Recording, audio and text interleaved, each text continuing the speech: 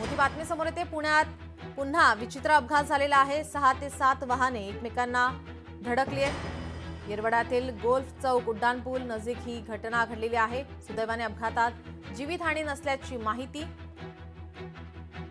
आपले प्रतिनिधी अमोल धर्माधिकारी आपल्यासोबत फोन लाईनवरून जोडलेत। अमोल, काय अधिकची माहिती? 6 ते 7 वाहनं एकमेकांना धडकलेली आहे। येरवड्यातल्या गोल्फ चौक जो आहे, जिथं उड्डाणपूल आहे, तिथं ही घटना घडलेली आहे। या अपघातामध्ये किरकोळ नागरिक आहेत ते जखमी झालेले आहेत। जीवितहानी कोणतीही झालेली नाहीये, पण पहाटेच्या सुमारास हा अपघात झाल्याची माहिती आहे आणि सगळ्या 4 चाकी गाड्या आहेत त्या एकमेकांना धडकल्याची घटना येरवड्यातल्या या गोल्फ चौक मध्ये घडलेली आहे आणि 10 ते 12 जण हे किरकोळ जखमी या अपघातामध्ये झालेले आहे। कालही आपण पाहिलं की कात्रज बोगद्यामध्ये एका क्रेटा गाडीचा अपघात झालेला होता आणि त्यानंतर हा दुसरा पुण्यात विचित्र अपघात झालेला आहे, ज्याच्यामध्ये 6 ते 7 वाहनं एकमेकांना धडकलेली आहेत।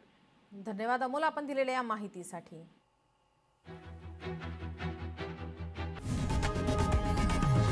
लोकशाही मराठी ऐका, पहा, जागरूक रहा।